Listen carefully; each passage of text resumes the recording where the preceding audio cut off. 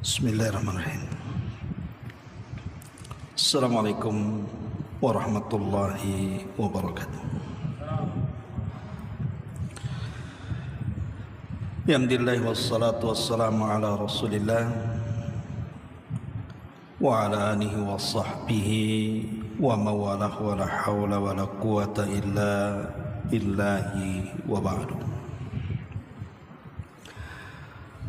Alhamdulillah, segala puja dan puji hanya milik Allah subhanahu wa ta'ala. Salawat dan juga salam kita hadiahkan kepada Rasul kita Nabi besar Muhammad sallallahu alaihi wa ala alihi wasallam.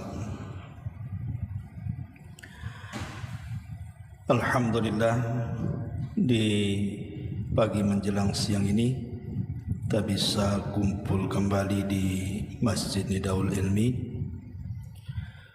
dan pembahasan di siang ini kita akan membahas satu hadis Nabi sallallahu alaihi wasallam tentang bahayanya menjadi hamba dunia. Kita baca hadisnya. An Abi Hurairah radhiyallahu anhu qala qala Rasulullah sallallahu alaihi wasallam ta'isa abdu dinar ta'isa abdu dirham ta'isa abdu al-khamisati ta'isa abdul khamilati in u'tiya radiya wa illam yu'ta sakhita ta'isa wantakas wa idha shika falan taqas tuba li abdin akhadha bi inani farashihi fi sabilillah ash'atha ra'sahu mughbiratan qadamah in kana fil hirashati kana fil hirashah wa in kana fi saqati kana fi saqati in ista'dhana lahum yu'dhana lahu wa in syafa'a lam yushaffa' rawahul Bukhari. Dari Abu Hurairah radhiyallahu an, Rasulullah sallallahu alaihi wasallam bersabda, celakalah hamba dinar, celakalah hamba dirham, celakalah hamba kain dari sutra, dan celakalah hamba pakaian dari bludru.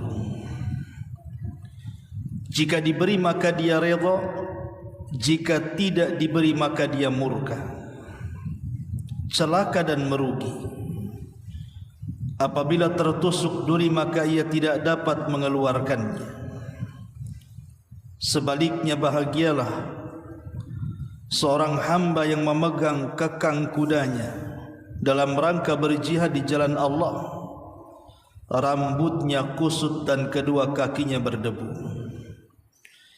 Bila ditugaskan berjaga maka ia berada di bagian yang ia berjaga, dan apabila ditugaskan di barisan belakang maka ia berada di barisan belakang. Bila meminta izin maka dia tidak diizinkan, dan bila memberi syafaat rekomendasi maka dia tidak dikabulkan. Hadis ini dikeluarkan Al-Imam Al-Bukhari. Ma'asyiral muslimat, ibu-ibu yang dimuliakan Allah subhanahu wa ta'ala, hadis ini menjelaskan tentang dua kelompok. Kelompok yang pertama bicara tentang hamba-hamba dunia yang keinginan hidupnya hanya untuk dunia saja.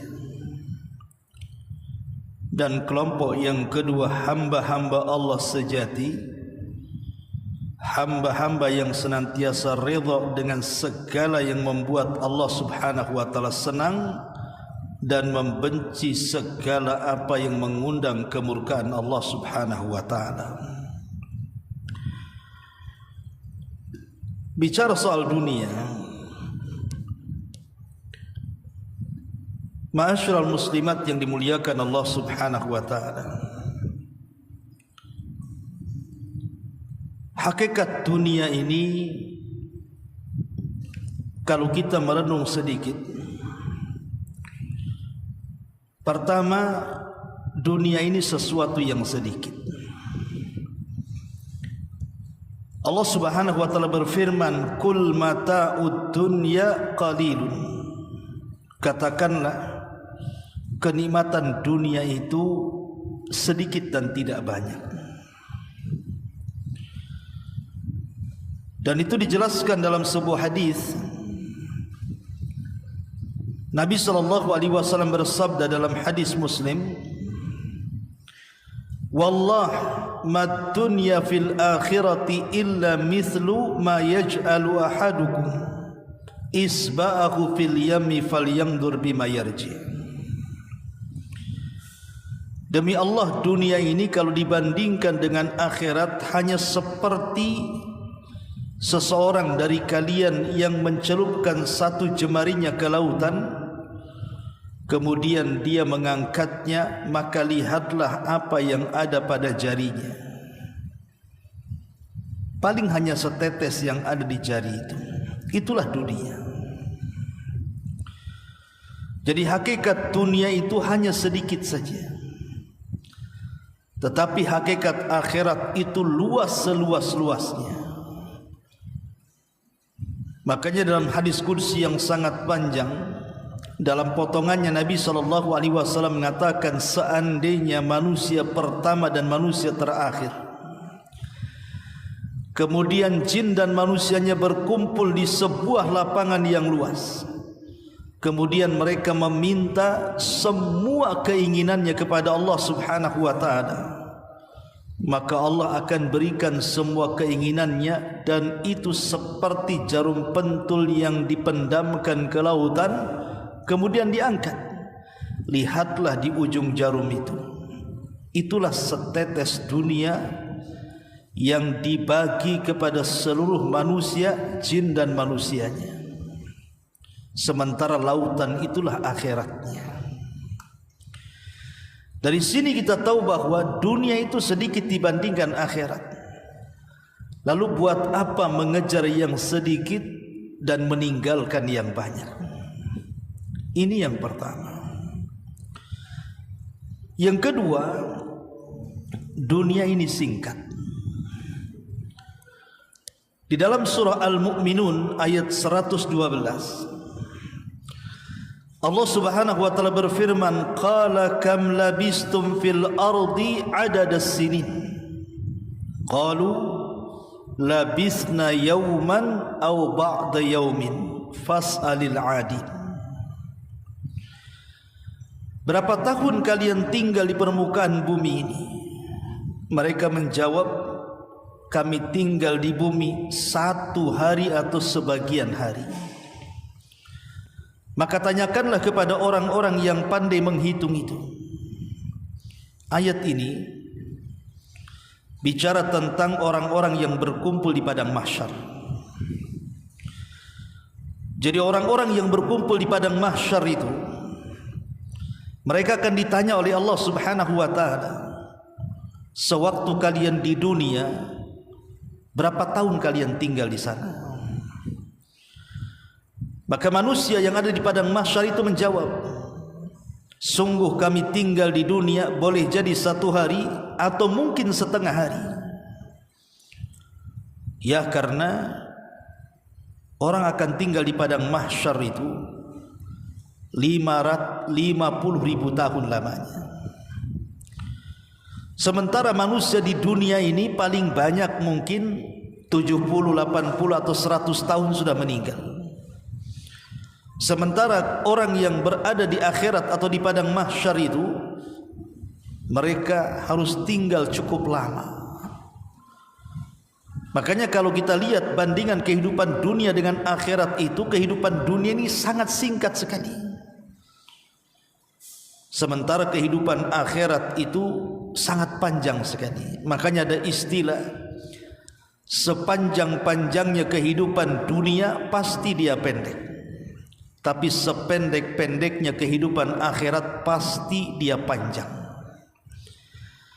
Karena Allah Subhanahu wa taala berfirman, "Inna yawman 'inda rabbika ka alfi sanatin mimma ta'udun." Sungguh satu hari di sisi Rabbmu nanti di akhirat adalah seperti 1000 tahun seperti kalian hitung. Artinya satu hari kehidupan akhirat itu bagikan 1000 tahun kehidupan dunia. Dari sini kita tahu hakikat dunia itu hanya singkat sekali. Ini yang kedua. Yang ketiga, dunia ini penuh dengan ujian dan cobaan. Selama manusia dilahirkan di dunia, maka selama itu manusia akan diuji dan dicoba oleh Allah Subhanahu wa taala. Karena dunia bukan tempat istirahat.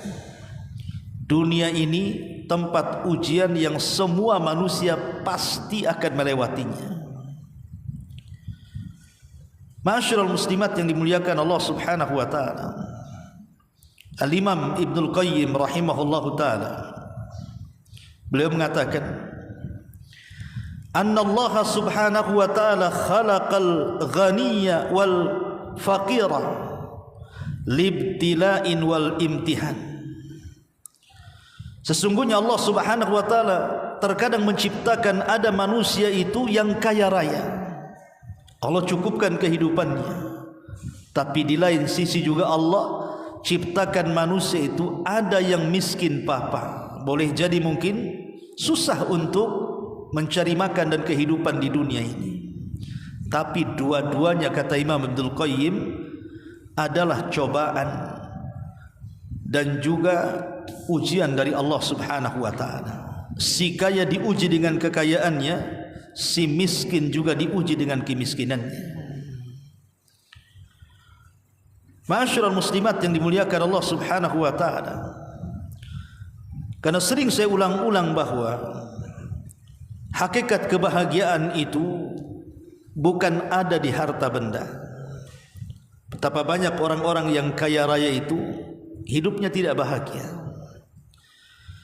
Dan bukan pula kemiskinan itu menjadi hidup sengsara. Betapa banyak orang-orang miskin itu yang menikmati hidupnya. Karena hakikat kebahagiaan itu bukan pada kekayaan.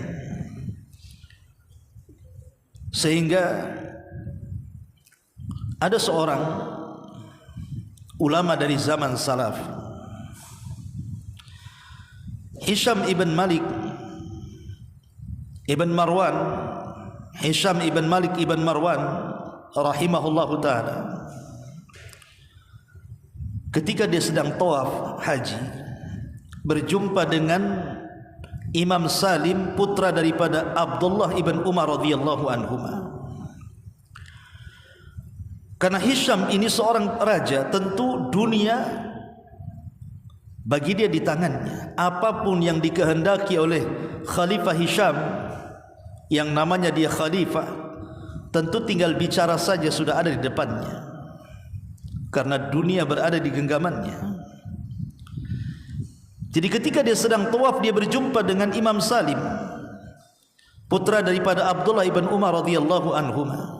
Lah Salim ini kebetulan sedang tawaf, menjinjing sandalnya yang putus. Kemudian juga pakaiannya lusuh yang harganya tidak kurang daripada 2 dirham. Jadi Hisham ini merasa kasihan dengan Salim, dan sedang tawaf Hisham mengatakan, "Ya Salim, kira-kira apa yang kau hajatkan dariku, tinggal bicara, nanti aku akan beri." Tapi tiba-tiba Salim marah kepada Khalifah Hisham dan mengatakan, "Ya Khalifah, apakah harus meminta sesuatu kepada selain Allah sementara kita berada di rumah Allah? Aku tidak akan meminta sesuatu kepadamu."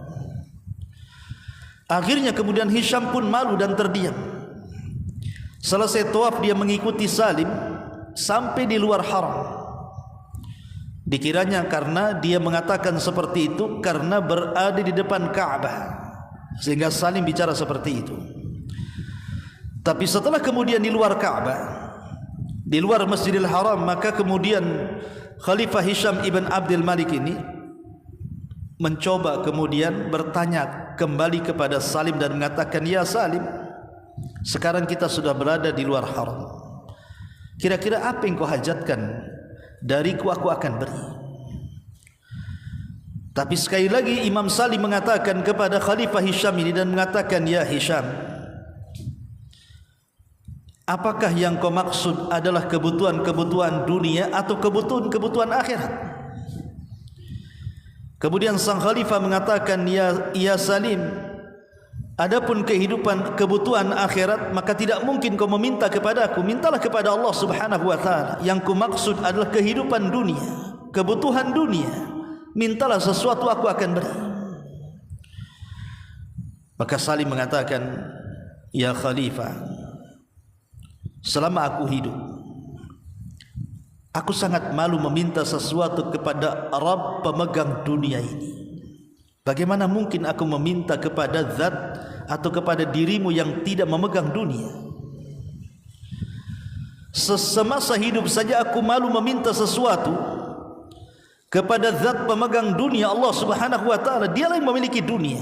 Macam mana aku akan meminta kepada orang yang tidak memegang dunia? Karena dunia ini milik Allah Subhanahu wa taala. Maka kemudian sang khalifah pun menangis, kemudian mengatakan, duhai kiranya aku seperti Salim. Ma'asyiral muslimat yang dimuliakan Allah Subhanahu wa taala, begitulah hakikat dunia. Kita ini tidak memilikinya. Semua milik Allah Subhanahu wa taala. Semua datang dari Allah dan akan kembali kepada Allah Subhanahu wa taala. Dan dunia ini ujian terberat bagi kita manusia. Sebagaimana Rasul mengatakan, setiap umat ini memiliki fitnah, dan fitnah umatku adalah dunia. Ma'asyiral muslimin wal muslimat rahimani wa rahimakumullah. Ini yang ketiga, bahwa dunia ini dipenuhi dengan ujian dan cobaan. Kemudian yang keempat, dunia ini sesuatu yang fana. Tidak ada manusia yang hidup selamanya di dunia. Seandainya mereka para nabi sekalipun, manusia-manusia mulia yang kita kenal sebagai para nabi, ulul azmi minar rusul sekalipun, mereka semua sudah meninggalkan kita. Tidak ada satupun nabi yang masih hidup sampai hari ini. Bahkan Nabi kita Muhammad sallallahu alaihi wasallam di usia 63 tahun juga meninggal dunia. Kalau seandainya manusia semulia para nabi dan rasul mereka meninggal dunia, macam mana kita yang bukan nabi?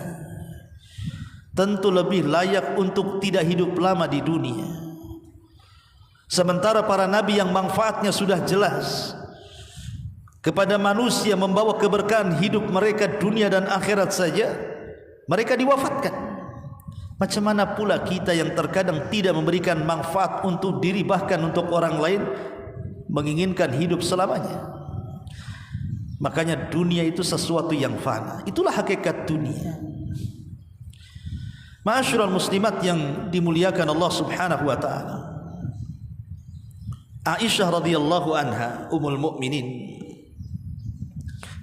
ketika beliau sudah tua, sudah sepuh. Aisyah itu kan buta matanya. Setelah dia tua, buta matanya. Jadi sebelum wafatnya Aisyah radhiyallahu anha ini, dia selalu menyedekahkan seluruh barang-barang yang ada di rumahnya. Jadi terkadang dia meraba-raba dengan kebutaannya. Kalau ada barang, kemudian dipanggil pembantunya dan mengatakan, kemarilah, ambilkan barang ini, sedekahkan kepada fulan ibn fulan. Maka besoknya gitu lagi, dia meraba-raba ada barang lagi, dia mengatakan kepada pembantunya, wahai fulan, ambillah barang ini, sedekahkan kepada fulan ibn fulan. Sampai satu isi rumah habis, sehingga tidak ada lagi barang yang disedekahkan, karena sudah tidak ada lagi. Sehingga kemudian Aisyah mengatakan kepada pembantunya dalam kondisi buta, carikan barang lagi, aku ingin bersedekah. Kata pembantunya, wahai Ummul Mukminin, sudah tidak ada barang, sudah kau sedekahkan semuanya. Kemudian pembantunya mengatakan, kenapa kau lakukan seperti itu wahai Ummul Mukminin? Apa yang kau sisakan di sini? Maka Aisyah radhiyallahu anha mengatakan, ingat bahwa akhirat itu jauh lebih baik dan lebih kekal. Wal akhiratu khairun wa abqa. Akhirat itu lebih baik dan lebih kekal. Jadi Aisyah radhiyallahu anha mengajarkan kepada kita bahwa dunia ini fana, akhirat itu kekal. Karena dunia ini tidak akan lama, apapun di dunia ini tidak akan lama. Semua ada expirednya bahasa kitanya. Tidak ada yang kekal di dunia. Sebutkan apa yang kekal di dunia. Tidak ada yang kekal di dunia ini. Mau manusianya, mau binatangnya, mau jinnya, mau malaikatnya, mau tumbuh-tumbuhannya, semua ada waktu hidup mereka. Pasti satu hari mereka akan mengalami kematiannya. Itulah hakikat dunia. Hakikat dunia ini sangat pendek sekali, dan orang tidak mungkin fana. Ditambah kalau seandainya kita melihat usia manusia itu semakin kemari itu semakin pendek, bukan semakin panjang. Kalau dulu para nabi dan umat-umat sebelum Islam itu mereka diberikan usia yang panjang-panjang, tapi semakin ke sini bukan hanya posturnya yang lebih pendek, usianya pun lebih pendek. Makanya Nabi SAW hanya membatasi umur usia umatnya itu berkisar 60 sampai 70 tahun saja, sedikit yang melewati 70 tahun.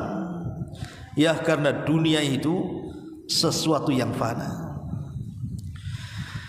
Ma'asyiral muslimat yang dimuliakan Allah Subhanahu wa taala, berkata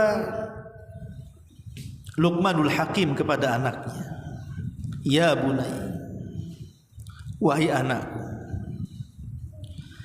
carilah dunia untuk akhirat, maka engkau akan mendapatkan keuntungan dua-duanya. Wala tabi akhirataka bidunya, dan jangan kau jual akhiratmu karena duniamu, karena itu akan merugikan kedua-duanya. Kenapa Luqmanul Hakim mengatakan kepada anaknya seperti itu? Seolah-olah dia mengisyaratkan bahwa kehidupan kita ini bukan di dunia, tapi kehidupan kita ini di akhirat.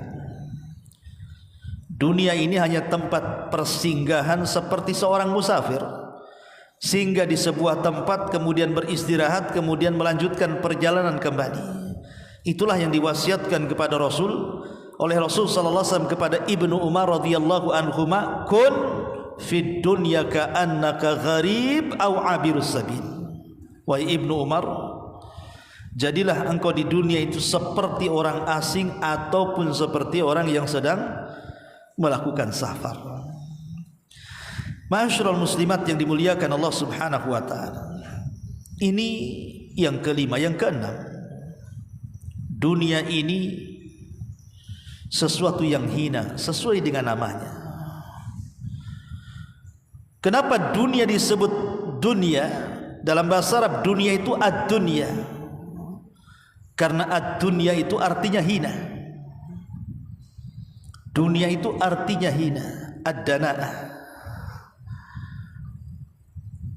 Lihat bagaimana sabda Nabi SAW, "Lau kanatid dunya ta'dilu indallahi janaha ba'udha, ma saqa kafiran minha syarbata ma'in."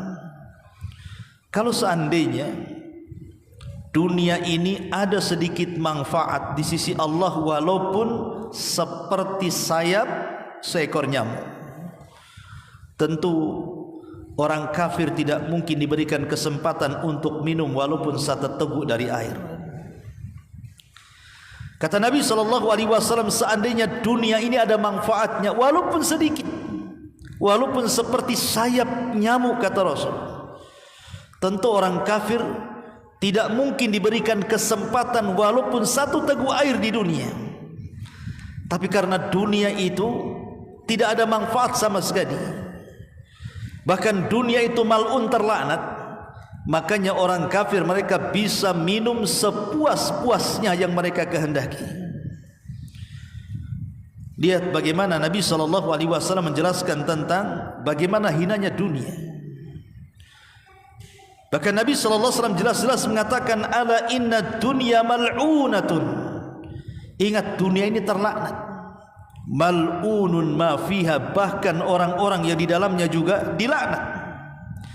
Baru Nabi SAW mengecualikan kecuali orang yang zikir kepada Allah, orang yang beribadah kepada Allah, orang yang mencari ilmu dan yang mengajarkan ilmu. Barulah dunia manfaat bagi mereka. Ma'asyiral muslimat yang dimuliakan Allah Azza wa Jalla, Abu Darda radhiyallahu anhu mengatakan, i'lamu anna qalilan yughnikum khairun min kathirin yulhikum. Ketahuilah bahwa sedikit dunia yang kalian miliki,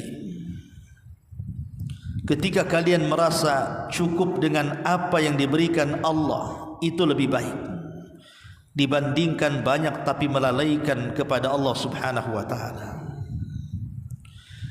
Dunia sedikit tapi menjadikan kita taat, itu lebih baik daripada banyak dunia menjadikan kita bejat. Karena rahasia bejatnya manusia itu ada di dunia. Dan itu berdasarkan firman Allah Subhanahu wa ta'ala, kalla innal insana la yatgha an ra'ahu istaghna. Sekali-kali jangan seperti itu. Ketika dunia menguasai dia, maka dia pun melampaui batas. Lihat Qarun. Dijelaskan dalam sejarah Qarun itu, dia adalah termasuk kaum daripada Nabi Musa alaihi salam. Orang yang soleh pada awalnya. Bahkan dia ahli daripada qiraah Taurat. Jadi dia memiliki suara yang sangat indah sekali Qarun itu. Sampai disebut munawwir. Saking indahnya suara Qarun kalau membaca kitab Taurat itu. Jadi diundang kemana-mana untuk membaca Taurat. Satu hari dia datang kepada Nabi Musa alaihi salatu wassalam, minta agar doa-doanya dikabulkan. Akhirnya Nabi Musa mengajarkan kepada Qarun Ismul A'zam, nama Allah yang agung, yang dengan nama itu dia bisa berdoa dan doanya mustajab. Setelah dia menguasai Ismul A'zam, maka dia meminta kepada Allah Subhanahu wa ta'ala untuk dibukakan dunia kepadanya. Dan Allah kabulkan permintaannya. Maka dengan sebab itu Qarun menjadi manusia yang paling kaya raya di zamannya. Tapi apa yang terjadi? Ketika dunia dibentangkan kepada Qarun, bukannya dia mengabdi kepada Musa dan memperjuangkan agamanya, justru dia menghina Musa dan hendak membunuhnya. Apa yang terjadi? Maka Allah Subhanahu wa ta'ala katakan, fa khasafna bihi wa bidarihi al-ardh. Kami tenggelamkan Qarun dan seluruh kekayaannya. Itulah dunia. Rahasia bejatnya manusia itu ada di dunia. Ma'asyiral muslimat yang dimuliakan Allah Subhanahu wa ta'ala. Dan yang terakhir, hakikat dunia. Dunia ini adalah diciptakan oleh Allah untuk menjadi fitnah. Untuk menjadi fitnah. Betapa banyak kemudian orang-orang terfitnah dengan dunia, sehingga ketika kemudian dia mencari dunia itu tidak pandang bulu apakah yang halal, apakah yang haram, ataukah yang boleh, ataukah yang tidak boleh, apakah yang baik, ataukah yang tidak baik, semua dia ambil. Nabi SAW mengatakan, ya'ti 'alan nasi zamanun la yubalil mar'u bima akhadal mal aminal halali am minal harami. Akan datang zamannya, kata Rasul, manusia tidak akan peduli lagi soal mencari dunia, apakah yang dicarinya halal ataukah yang dicarinya haram. Maka manusia sudah tidak peduli lagi. Dan zaman itu sudah ada hari ini. Lihat hari ini orang-orang yang mencari harta, enggak peduli mereka. Yang penting kaya. Mereka mau menipu, tidak merasa bahwa dia sedang menipu. Mereka mengejar dengan riba, dia tidak peduli kalau riba itu dosa besar. Mengambil hak orang lain dengan cara mengurang-urang takaran, timbangan, meteran atau curang dalam dagang, enggak peduli. Yang penting untung banyak. Begitulah kondisi dunia memfitnah manusia, sehingga ketika mencari dunia sudah tidak peduli. Atau bentuk fitnah dunia itu al-mubalaghatu fil ishtighal, berlebih-lebihan ketika menyibukkan diri dengan dunia. Ada orang-orang itu yang dicari memang halal bukan haram. Dia tidak menipu orang, dia tidak memakan riba, dia tidak mengurangi takaran, timbangan, meteran atau curang dalam dagangan. Betul-betul dia halal, dia yang dicari. Tetapi dia terlampau berlebih-lebihan. Dia menghabiskan waktu hanya untuk mengejar dunia, lupa pula dengan akhiratnya. Lupa dengan salatnya, lupa dengan ngajinya, lupa dengan zikirnya, lupa dengan Qur'annya, lupa dan begitu seterusnya. Lah ini juga bagian daripada fitnah. Atau bagian daripada fitnah dunia itu al-ghulu fi mahabbatid dunya, terlampau cinta dengan dunia sehingga bakhil. Ada orang-orang yang bakhil karena melampaui kecintaan dia kepada dunia dibandingkan kepada Allah Subhanahu wa taala. Sebagaimana Allah Subhanahu wa taala mengatakan, "Wa man yuqashuha nafsi faulaika humul muflihun." Orang-orang yang mereka mampu melawan rasa kikirnya, maka mereka termasuk orang-orang yang beruntung. Tapi sebaliknya, orang-orang yang kikir karena terlampau cinta dengan dunianya, maka mereka termasuk orang-orang yang rugi. Ma'asyiral muslimat yang dimuliakan Allah Subhanahu wa taala. Al-Imam Asy-Syafi'i rahimahullahu taala sampai mengatakan, "Man ghalabat alaihi shiddatus syahwah li hubbil hayati alzamathul ubudiyatu li ahliha."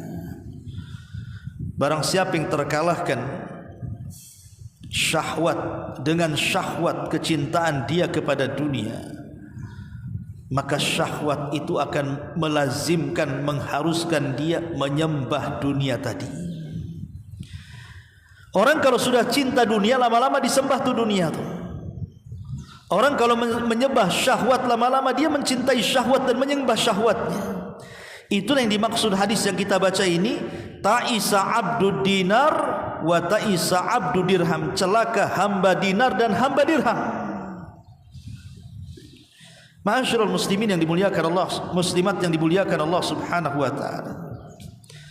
Maka bagian daripada fitnah dunia adalah melampaunya kecintaan sehingga hati terpaut dengan dunia.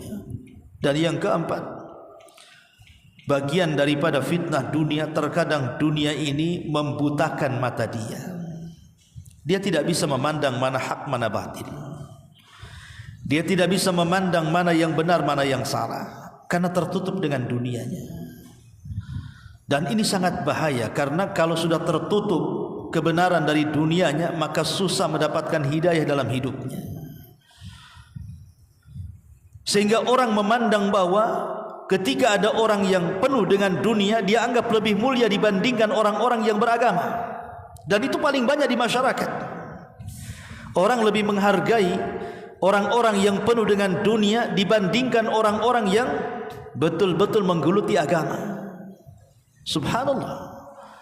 Contoh sederhana, ketika ada orang yang memiliki anak perempuan kemudian dipinang, yang satu orang kaya, yang satu pula miskin tapi pandai agama, orang lebih memilih yang jelas-jelas dunianya dibandingkan yang tidak jelas dunianya walaupun dia pakar agama.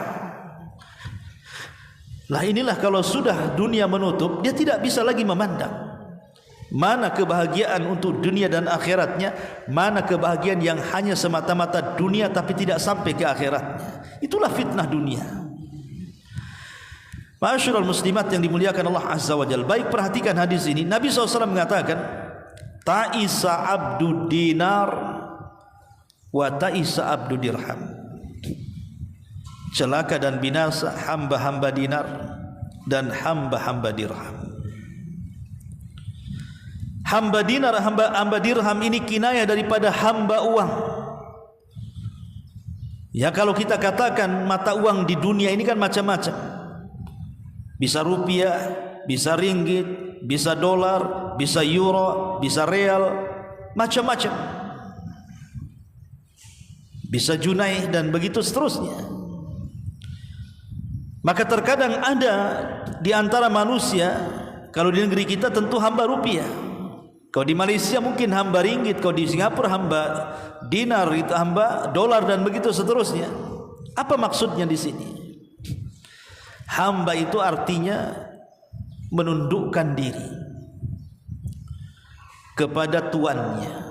Jadi kalau Abdullah hamba Allah artinya menundukkan diri kepada Allah yang menciptakannya. Ketika disebut abdu dinar, hamba dinar atau hamba dirham, artinya dia menundukkan diri kepada dinar dan dirham, kepada rupiah, ringgit dan dolar dan begitu seterusnya. Karena begini Bu, logika. Ada orang-orang itu ketika dia miskin, dia masih punya cita-cita baik. Dia berangan-angan dalam hidupnya, kalau saya kaya, inginlah saya bantu masjid, bantu pesantren, bantu panti asuhan, bantu orang-orang fakir, anak-anak miskin dan begitu seterusnya. Ada orang-orang itu ketika susah punya pemikiran positif, seolah-olah ketika dia sudah kaya dia bisa mengatur kekayaan. Tapi apa yang terjadi? Setelah Allah bentangkan dunia kepadanya, mungkin enggak dia yang mengatur dunia atau dunia mengatur dia? Sedikit sekali orang yang mampu mengatur dunia.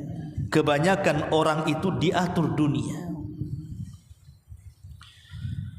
Dan kalau dunia yang mengaturnya, maka cita-cita mulia sewaktu miskin setelah kaya itu hanya dongeng belaka Bu. Hanya omong-omon bahasa sekarang ini. Ngomong saja enggak jelas. Iya, waktu miskin Anda ngomong seperti itu. Kalau sudah kaya belum tentu. Cita-cita ketika miskin ingin membantu, ingin membangun pesantren, membangun masjid, menolong orang-orang miskin dan begitu seterusnya, itu hanya omong kosong. Karena kalau dunia sudah di tangannya, terkadang betapa banyak orang yang kemudian terobahkan dengan dunia. Umar bin Khattab radhiyallahu anhu, ketika dia mendengar Palestina jatuh ke tangan kaum muslimin dalam perang Al-Quds yang dipimpin oleh Abu Ubaidah ibn Jarrah dan juga Khalid bin Walid radhiyallahu anhuma, kebetulan padri yang memegang kunci Baitul Maqdis, dia tidak mau menyerahkan kunci itu kecuali kepada khalifah kaum muslimin, maksudnya Umar ibn Khattab. Akhirnya kemudian Umar pun datang dengan Aslam pembantunya, berdua saja dari kota Madinah menuju Palestina. Subhanallah, berani dia berdua saja. Padahal dia pemimpin kaum muslimin kan. Dia tidak takut di jalan dicegat orang dan begitu seterusnya kan. Tapi itulah Umar bin Khattab. Ketika sampai di Syam, di Palestina, maka dia bertanya kepada orang-orang, di mana tenda pemimpinku Abu Ubaidah ibn Jarrah. Akhirnya kemudian orang-orang mengantar Umar bin Khattab radhiyallahu anhu ke tendanya panglima perang Abu Ubaidah ibn Jarrah radhiyallahu anhu, satu di antara 10 sahabat yang dijanjikan masuk surga itu. Ketika masuk kepada tendanya, rupanya di tenda jenderal perang Abu Ubaidah ibn Jarrah itu tidak ada satupun barang berharga di situ. Aneh, seorang jenderal yang sudah mengalahkan negeri-negeri dan negara-negara, dia tidak pernah mengoleksi barang-barang mahal di tendanya. Kosong, tidak ada apa-apa. Kemudian Umar bin Khattab radhiyallahu an ingin menguji lagi. Dia bertanya kepada pengawalnya dan mengatakan, coba tanya apa yang dimakan Abu Ubaidah dengan apa yang dimakan prajurit perang yang ada di sini. Akhirnya datangkan makanan. Rupanya apa yang dimakan Abu Ubaidah itu pula yang dimakan para prajuritnya. Tidak bisa dibedakan makanan jenderal dengan makanan prajuritnya. Maka Umar bin Khattab radhiyallahu anhu ketika berjumpa dengan Abu Ubaidah, dia menangis dan mengatakan, ya Abu Ubaidah, kulluna ghayyaratna dunya illa anta ya Abu Ubaidah. Wahai Abu Ubaidah, kami semua terobahkan dengan dunia kecuali engkau. Kami semua dirubah dengan dunia kecuali engkau, wahai Abu Ubaidah. Subhanallah. Umar mengatakan kulluna, kita semua. Ini yang mengatakan Umar radhiyallahu anhu, manusia terbaik kedua setelah Abu Bakar, setelah Nabi. Dia mengatakan kulluna ghayyaratna dunya, kami semua terubahkan dengan dunia kecuali engkau, wahai Abu Ubaidah.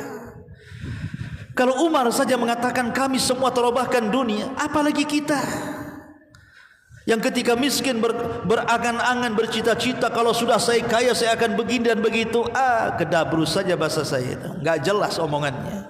Karena kalau sudah kaya pasti dunia akan merubah dia, bukan dia yang merubah dunia. Masyarul muslimat yang dimuliakan Allah Azza wa Jalla, kalau dahulu di zaman Bani Israel ada orang namanya Bal'am ibn Ba'ura, orang yang termasuk abid min ubadi Bani Israel, terkalahkan dengan dunia dan mati su'ul khatimah. Apalagi kita. Maka kalau beramal itu tidak usah nunggu kaya, sebab kalau sudah kaya belum tentu dia beramal. Sekarang inilah yang kita hadapi. Karena kata Imam Hasan Al-Basri rahimahullahu ta'ala, waktu yang sudah lewat tidak mungkin kembali. Waktu yang akan datang belum tentu kita akan sampai di waktu itu. Maka yang memungkinkan waktu sekarang yang sedang kita jalani. Itulah beramal saleh. Masyarul muslimat yang dimuliakan Allah subhanahu wa ta'ala. Makanya kemudian Nabi SAW mengatakan, ta'isa abdu dinar wa ta'isa abdu dirham. Celaka hamba dinar, hamba dirham, hamba rupiah, hamba dolar, hamba-hamba yang lainnya.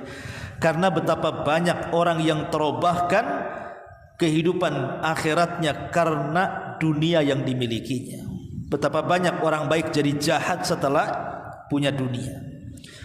Betapa banyak orang saleh jadi toleh karena dunia. Bahkan dunia ini merusak segalanya. Suami istri bisa bercerai gara-gara dunia. Teman yang akrab yang baik bisa bermusuhan gara-gara dunia. Ahli waris bisa bunuh-bunuhan karena dunia. Dan begitu seterusnya. Ya. Makanya jangan sampai kemudian kita hambakan diri kita ini dengan dunia. Dengan cara apa? Cukuplah dunia ini diletakkan di tangan kita, jangan sampai masuk ke hati kita. Itulah yang disebut dengan zuhud artinya. Zuhud itu meletakkan dunia di tangan dan tidak meletakkan dunia di hati. Hati ini fokus untuk Allah. Makanya Hasan al-Imam Sufyan al-Thawri rahimahullahu ta'ala, Sufyan al-Thawri rahimahullahu ta'ala pernah ditanya, wahai Imam, Sufyan ini kan orang kaya, orang kaya raya, dan dia juga ulama. Kemudian dikatakan kepada Imam Sufyan al-Thawri, ya Imam, engkau ini selalu bicara tentang pentingnya zuhud di mimbar-mimbar, sementara engkau kaya. Seolah-olah orang yang bertanya ini tidak paham makna zuhud, dan dia pahami kalau zuhud itu harus miskin, harus compang-camping, harus tidak punya uang, mungkin begitu.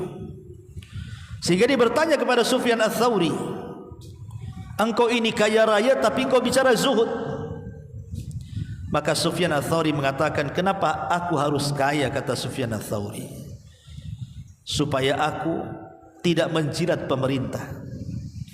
Kalau aku miskin bisa saja aku menjilat pemerintah, dan aku tidak bisa mengucapkan kalimat yang hak kepada pemerintah. Ketika sudah menjilatkan susah untuk menasihati, karena sudah terjilat dia. Kemudian kata Sufyan al-Thawri, adapun zuhud adalah meletakkan kekayaan di tangan dan tidak meletakkan kekayaan di hati.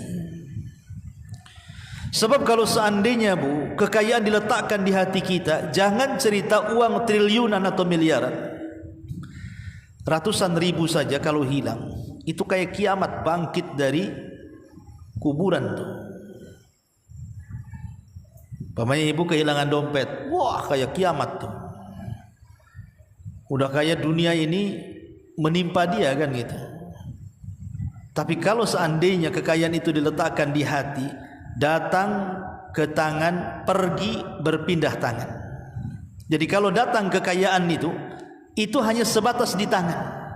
Kalaupun pergi itu hanya berpindah dari tangan. Maka hati tidak akan terpengaruh dengan kekayaan yang datang dan pergi itu. Tapi kalau kekayaan diletakkan di hati, maka datang kekayaan itu akan menjadi cinta, dan ketika pergi akan menjadi sedih. Itu kalau diletakkan di hati. Tapi kalau diletakkan di tangan, ya hanya sebatas datang ke tangan dan pindah dari tangan ke tangan, itu saja. Supaya kita tidak menjadi hamba dinar. Memang agak sulit gitu ya untuk menjauhkan kita dari harta kalau harta sudah depan mata. Tapi yang jelas bahwa seorang muslim itu harus setiap hari belajar zuhud. Belajar zuhud supaya kalau kehilangan sesuatu dari dunia, sedihnya tidak melampau, dan kalau datang kekayaan pun bahagianya tidak membuat dia lupa diri. Masyaallah muslimat yang dimuliakan Allah Subhanahu wa taala. Kemudian Nabi SAW mengatakan, Ta'isa Abdul Khamisah wa ta'isa Abdul Khamilah. Celaka hamba busana, hamba pakaian. Dan ini khusus kepada kaum hawa ya. Sebab kalau bapak-bapak sih nggak peduli dengan pakaianmu. Kadang-kadang satu minggu itu aja nggak ganti-ganti. Itu juga pakaian kerja, itu juga pakaian sholat, itu juga pakaian tidur. Itu bapak-bapak. Dia nggak peduli dan nggak tertarik juga dengan pakaian yang dipakai kawannya. Tanyalah suami-suami ibu, kalau kawannya punya pakaian bagus dipakai, nggak mungkin ngelirik-lirik pakaian. Ini dari mana, beli di mana, tokonya di mana, berapa harganya, nggak ada bapak-bapak itu. Yang suka tanya pakaian itu ibu-ibu. Kalau kawannya ini pakai pakaian bagus, kemudian juga branded ataupun mungkin bawa tas, bawa apa, pasti ada lirikan mata. Cantik nih pakaiannya, beli di mana? Online ya, COD. Berapa harganya? Berapa hari datangnya? Bisa nggak saya kasih nomor telepon penjualnya? Nawar bisa nggak ya? Itu kadang-kadang itu yang begitu tuh perempuan tuh. Makanya saya pastikan Bu, di rumah lemari ibu lebih banyak dibandingkan lemari bapak kan? Lemari ibu itu pasti 3 tuh pintunya tuh. Kalau bapak itu 1 udah separuh tuh. Karena separuhnya diambil juga untuk ibu kan. Itu menunjukkan bahwa yang suka ngoleksi pakaian itu biasanya ibu-ibu. Bapak-bapak itu jarang koleksi pakaian kan. Tidak mengapa ibu itu membeli pakaian baru, tidak ada masalah. Karena Rasul mengatakan, apakah orang itu dikatakan sombong wahai Rasul ketika menggunakan pakaian baru, sendal baru dan begitu seterusnya? Kata Rasul, tidak. Sombong itu, kata Rasul, ketika merendahkan orang dan menolak nasihat. Artinya tidak dilarang. Cuman yang jadi masalah, terkadang ada seorang akhwat itu lupa diri. Otaknya itu hanya pakaian saja. Kalau dia pegang handphone, dia tidak pernah lihat YouTube pengajian, dah. Atau mungkin dia lihat di Google artikel-artikel yang perlu dibaca dari akidah, fikih atau enggak. Itu yang dibuka Tokopedia atau mungkin aplikasi belanja yang lain, yang dilihat itu kalau enggak sandal, tas, pakaian kan gitu. Padahal ibu bukan penjual juga. Kalau penjual sudah wajar ya. Lah ketika kemudian ibu disibukkan setiap hari seperti itu, hanya kemudian mengecek harga pakaian, model pakaian, harga tas, model tas, harga sandal, model sandal, dan begitu seterusnya. seolah-olah waktunya hanya untuk itu saja. Itulah yang disebut dengan ta'isa abdul khamisati wa ta'isa abdul khamilati. Celaka hamba busana. Ibu sudah menghambakan diri kepada busana, kepada tas. Ujung-ujung tasnya jadi tuhannya, sendalnya jadi tuhannya, pakaian jadi tuhannya, perhiasan jadi tuhannya, dan begitu seterusnya. Nabi SAW sudah melarang 14 abad yang silam gitu. Dan sekarang jadi sebuah kenyataan. Itu ummahat yang sudah ngaji. Jangan cerita ummahat orang-orang yang awam di luar sana. Oh, lebih parah lagi, yang sudah ngaji saja parahnya enggak ketulungan, apalagi orang-orang di luar sana. Maka Rasul di sini mengingatkan jangan sampai jadi hamba pakaian. Pakaian itu hanya untuk menutup aurat. Makanya kenapa dilarang juga pakaian syuhrah itu? Syuhrah itu pakaian di mana ketika ibu memakai pakaian itu menjadi sorotan pandangan orang. Jadi di sini Nabi SAW mengatakan ta'isa abdul khamisati wa ta'isa abdul khamilah. Kemudian Nabi SAW mengatakan in u'tiya radhiya wa illam yu'ta sakhita.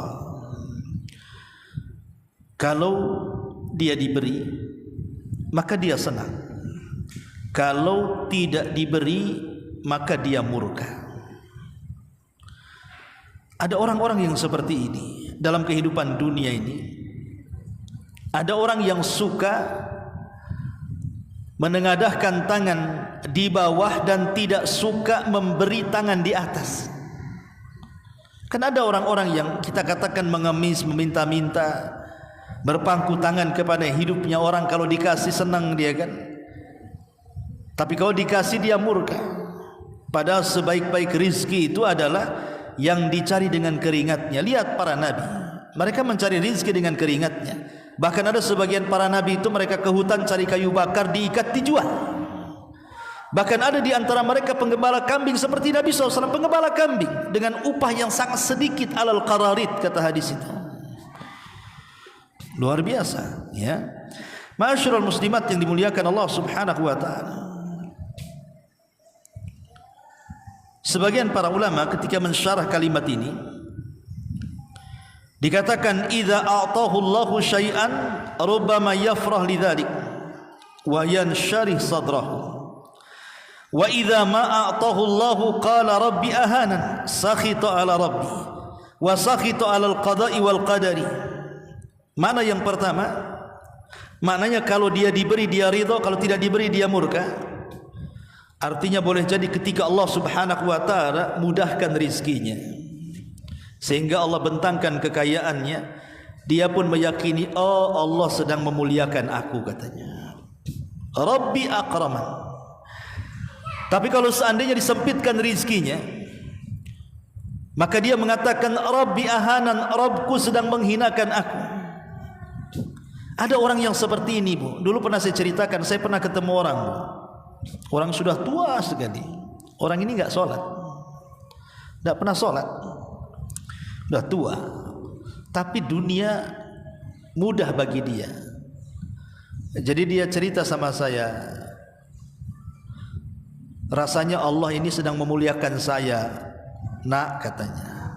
Jadi saya tanya, Bu, apa yang Allah muliakan kepada ibu? Iya, dulu saya punya suami pertama luar biasa. Dia pedagang sampai punya toko banyak. Setelah meninggal semua warisannya diberikan kepada saya. Kemudian setelah itu saya menikah lagi. Suami saya orang kapal, nak katanya. Itu tiap bulan dia ngirim duit, jarang pulang badannya, uangnya sering pulang. Qadarullah meninggal juga. Dapat lagi saya warisan, nak katanya.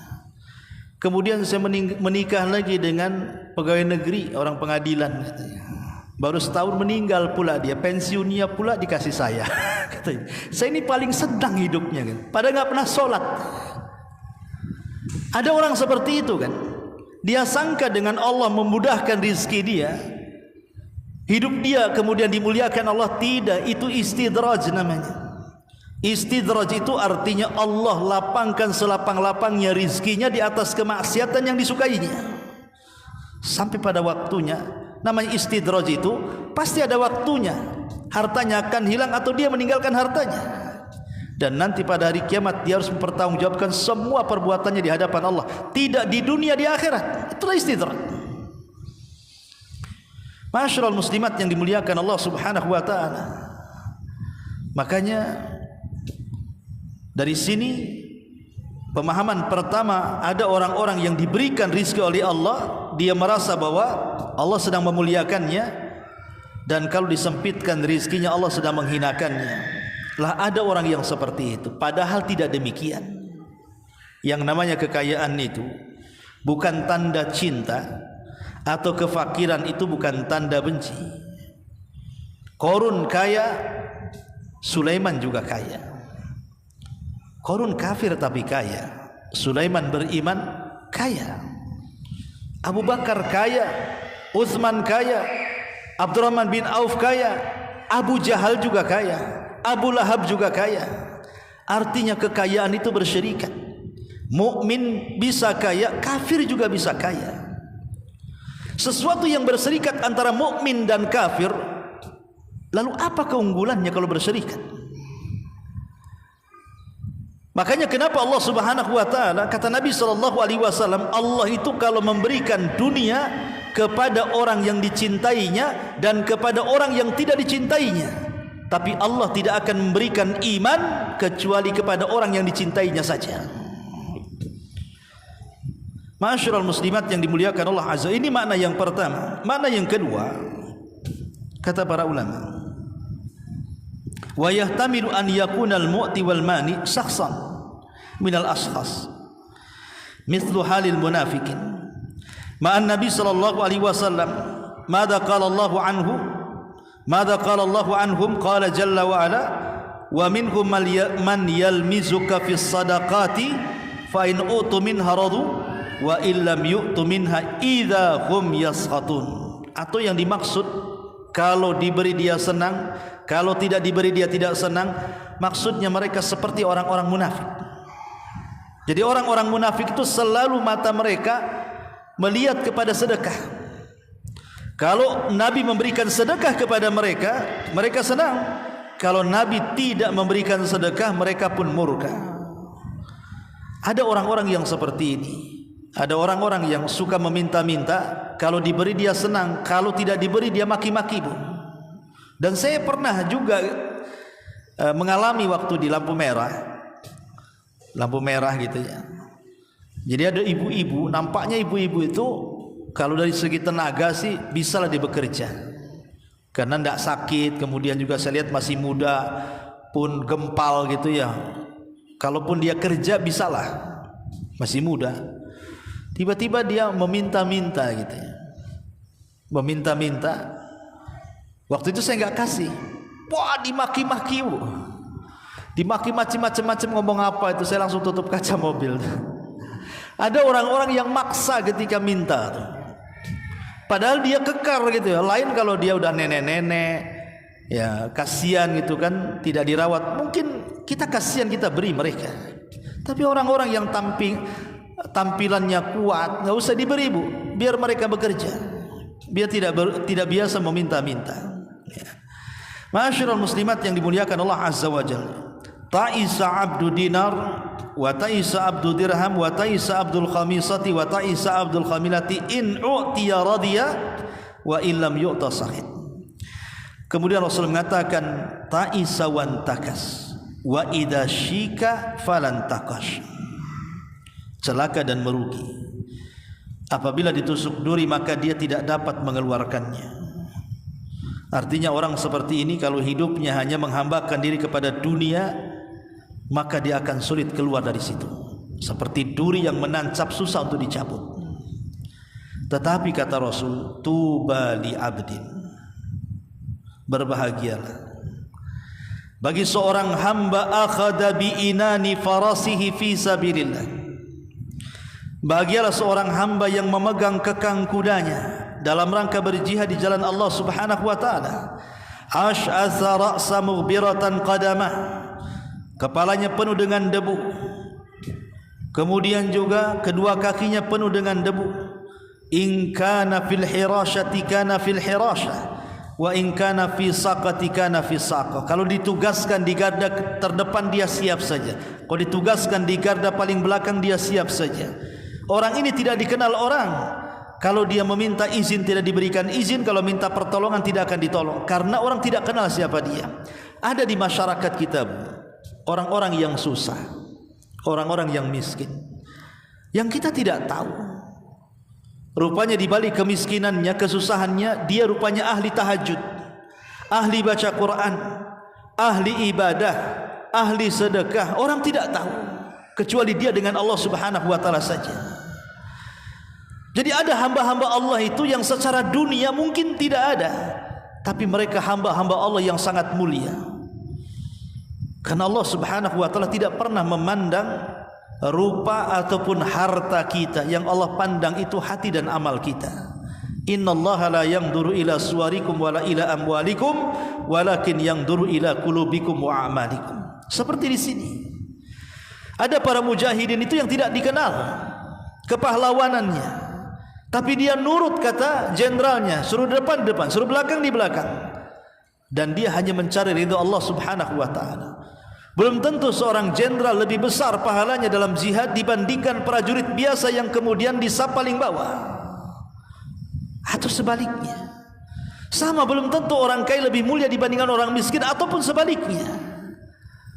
Ma'asyiral muslimat yang dimuliakan Allah Subhanahu wa taala, maka hadis ini mengajarkan kepada kita ada dua kelompok. Yang satu mereka adalah hamba-hamba Allah, dan yang satu mereka adalah hamba-hamba dunia. Maka Ali radhiyallahu anhu mengatakan, jadilah kalian hamba-hamba akhirat, jangan pernah menjadi hamba-hamba dunia. Inilah diantara penjelasan singkat dari hadis ta'isa abdu ad-dinar, celaka hamba-hamba dinar. Wallahu a'lam bishawab. Sampai di sini, mudah-mudahan ada manfaatnya. Taib sebelum